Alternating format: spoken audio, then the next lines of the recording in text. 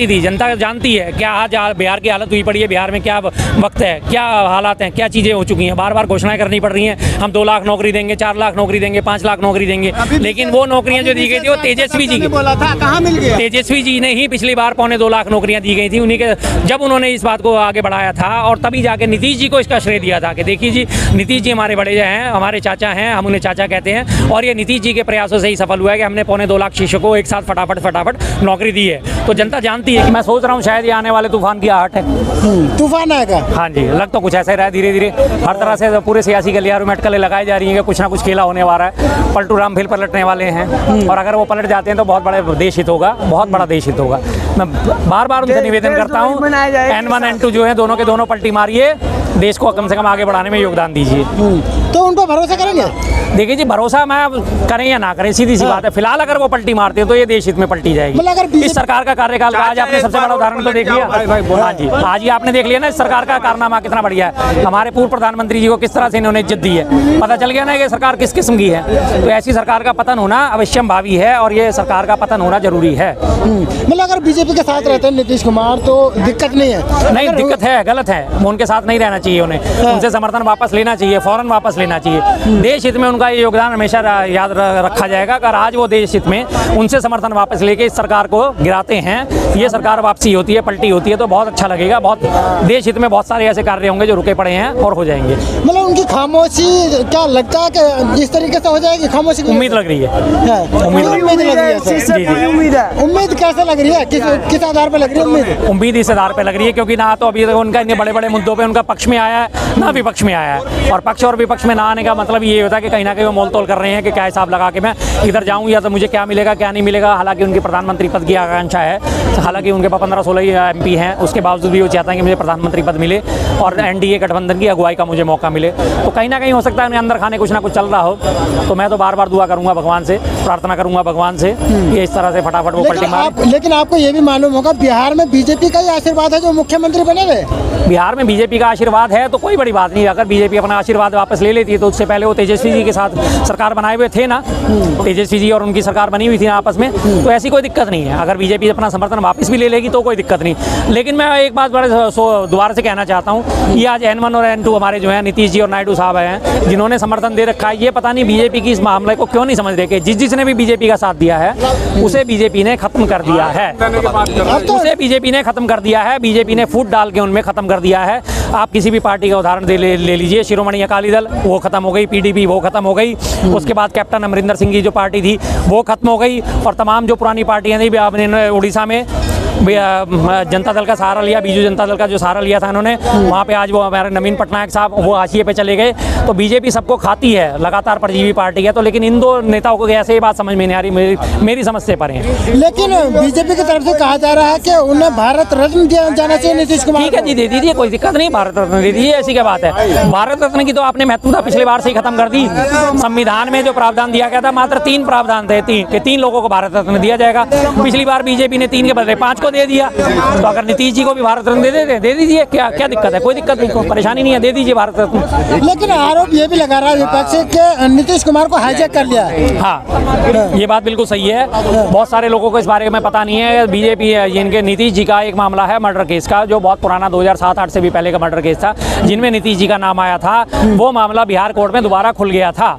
उसकी 1 या 2 दिन मात्र चर्चा आई थी। मर्डर केस में उनका नाम आया था सिंगला कंपनी का, बहुत भाई साहब को भी पता है, बहुत बड़ा ठेकेदार था। हाँ जी, हाँ जी, याद है। तो रोजगार चाहिए हमें। हाँ, तो उसके बाद से वो मामला जो है वो दब गया है। तो हो सकता है कहीं उन्हें इसी चक्कर में ना लपेटने की कोशिश करी जा रही हो, जिसकी वजह से वो खामोश है, जिसकी वजह से अपनी जो है नीति जो है वो खोलना ना चाहते हो। मतलब आपको लगता है कि नीतीश कुमार को ब्लैकमेल किया जाता है बीजेपी तरफ की बात? नीतीश कुमार जी क्या हो, बाकी आप किसी भी पार्टी को, किसी भी नेता को उठा के देख लीजिए, बीजेपी के पास काम ही क्या है? साम दाम दंड भेद। साम वाला मामला तो उसने खत्म ही कर दिया। अब तो दाम दंड भेद, ये तीनों चीजें चलती हैं। दाम लगाए जाते हैं, जैसे आपको महाराष्ट्र में याद होगा 50 खोखा की बात उठी थी, है ना, याद है ना आपको? जब महाराष्ट्र में सरकार गिरी थी 2.5 साल पहले, तो 50 खोखे की बात उठी थी, दबादब बात उठी थी, तो दाम की बात हुई थी। गोवा में सरकार गिरी थी तो 2 दाम की बात उठी थी। मध्य प्रदेश में सरकार गिरी थी तो दाम की बात उठी थी। तो दाम की बात है। अब रही बात दंड की, तो दंड में आपने देख लीजिए, हेमंत सोरेन साहब को भी गिरफ्तार कर लिया गया था, दिल्ली में केजरीवाल साहब को भी गिरफ्तार कर लिया था, सत्येंद्र जी को भी, सिसोदिया जी को भी, सबको ये दंड देने की इनका प्रावधान है कि अगर तुम वैसे नहीं मानोगे तुम्हें दंड देंगे। अब उनको कब मिली बेल, कब मिली? आम आदमी पार्टी को, आम आदमी पार्टी के नेताओं को बेल कब मिली थी? हाँ, जब उन्होंने घोषणा कर दी थी कि हम हरियाणा में अकेले चुनाव लड़ेंगे, तब उनको जाके सारे के सारे नेताओं को बेल मिल गई थी। और आपको ये बात याद होगी कि इनको बेल मिलने से 5 दिन पहले मैंने ये कहा था कि अब इन्होंने घोषणा कर दी है कि हम 90 के 90 सीटों पे लड़ेंगे और अब केजरीवाल साहब को जमानत मिल जाएगी। आपने सबने देखा ना। अब रही बात भेद की, तो आज ईडी, आईटी, सीबीआई इन सब चीजों का दुरुपयोग करके जो है तमाम पार्टियों के भेद लेती रहती है। पेगासस का आपने देखा ही होगा, जासूसी वाला मामला सबके सामने ही आया था ना, तो ये भेद है। ये 3 चीजों का पकड़ते हैं। तेजस्वी यादव का बोल रहे हैं कि उनका जो उन्हें जो है हैक जो कर लिया है, ना वो बीपीएससी एग्जाम पर बोलते, ना वो वन नेशन वन इलेक्शन पर बोलते। हाँ जी, सही बात है। वन नेशन वन इलेक्शन में भी अनुपस्थित थी, आपको पता ही है। उनके सांसदों ने तो वोटिंग करी थी, लेकिन उन पे कोई उनका बयान सामने नहीं आया। तो इसे हाईजैक करना ही कहा जाएगा। कहीं ना कहीं कोई ना कोई नस तो दबा ही रखी है, कुछ ना कुछ गड़बड़ है। ये बात सामने आ जाएगी और कुछ दिन में के बाद खुल के सामने आ ही जाएगी। बिल्कुल ऐसे ही है। इन हालातों को देखते हुए कि हवा किस और बह रही है पता चल ही रहा है कि लगातार तारीफों के पुल बांध दिए गए, किसी वजह से ही बांधे जा रहे हैं बार बार। कहीं ना कहीं उन्हें कोई लोभ लालच कुछ ना कुछ दिया जा रहा होगा, कोई ना कोई उनकी नस दबाई जा रही होगी जी। इनके साथ नीतीश के मिलकर नहीं लड़ेंगे चुनाव। लेकिन जिस तरीके से अमित शाह जी ने पढ़ाई की, उसके बाद बीजेपी के नेता लगातार कह रहे हैं कि उन्हें भारत रत्न दिया जाना चाहिए, तो वो तो नीतीश कुमार की अच्छाई के लिए बोल रहे हैं ना। नहीं, वही मैं बात कह रहा हूँ ना कि उसकी बात उन्होंने जब तारीफ करी कि अमित शाह जी ने, यही अमित शाह जी थे जिन्होंने बात करी थी कि नीतीश जी के द्वार दरवाजे हमारे लिए हमेशा के लिए बंद हो गए हैं। और यही नीतीश जी थे जब इन्होंने कहा था कि मैं मर भी जाऊंगा तो बीजेपी में नहीं जाऊंगा। तो साथ साथ इन्होंने वही आज वो तारीफें कर रहे हैं, तो कहीं ना कहीं कुछ ना कुछ तो पेच है ना उलझा हुआ। कहीं ना कहीं तो पतंगों के पेचे लड़ चुके हैं, कोई ना कोई पतंग कटने वाली है फौरन, और वो जल्दी सामने आने वाली है। लेकिन गठबंधन तो टूट के दूर गया। अब कौन सा गठबंधन जो चल रहा था, जिसके बलबूते कहा जा रहा था कि विपक्ष सरकार बनाएगा, नहीं, गठबंधन तो वहीं का वहीं था, वहीं का वहीं मौजूद है। लोकसभा के लिए गठबंधन हुआ था, लोकसभा के आप आज दोबारा चुनाव करा लीजिए, वहीं गठबंधन फिर आपको मौजूद मिलेगा। राज्यों के लिए गठबंधन हुआ ही नहीं था। राज्यों में सबने कहा था कि हम अपनी अपनी ताकत के साथ जहां जो मजबूत होगा वो चुनाव लड़ेगा। राज्यों के गठबंधन की बात बाद में करी जाएगी। लोकसभा इलेक्शन के लिए तो सब साथ थे। लेकिन जनता भी चाहती है क्या बिहार में सरकार बदले? नीतीश कुमार पलटी मारे।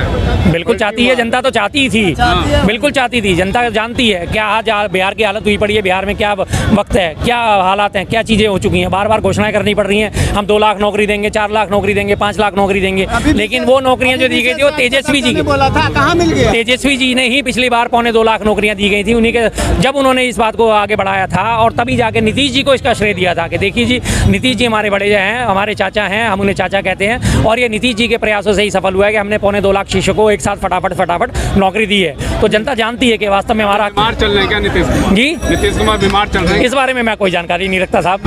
मैंने कोई उनका कोई हेल्थ बुलेटिन नहीं पढ़ा या कोई हेल्थ बुलेटिन उनका कोई जारी नहीं हुआ। अब वो बीमार हैं या नहीं है, इस बारे में मैं कुछ नहीं कह सकता। लेकिन जिस तरीके से अब नीतीश कुमार जी हैं, अब उनके बाद क्या लग रहा है कि अगर वो पलटी मार लेंगे तो दिल्ली और बिहार में असर दोनों जगह पड़ेगा, एक जगह ही पड़ेगा? बिल्कुल पड़ना चाहिए। दिल्ली में भी क्यों नहीं असर पड़ेगा, लेकिन दिल्ली में अब उन्होंने अगर वो पलटी मारते हैं, हालांकि उन्होंने काफ़ी देर कर दी है, बहुत देर कर चुके हैं वो। अगर इन्होंने क्या होगा कि अपने जनता दल यूनाइटेड के जो इनके जेडीयू के सांसद हैं, वो काफ़ी सारे सांसदों को ये बीजेपी वाले तोड़ चुके होंगे। अगर वो पलटी भी मारते तो हो सकता है उनके सांसद उन्हें दगा दे के भाग जाएं।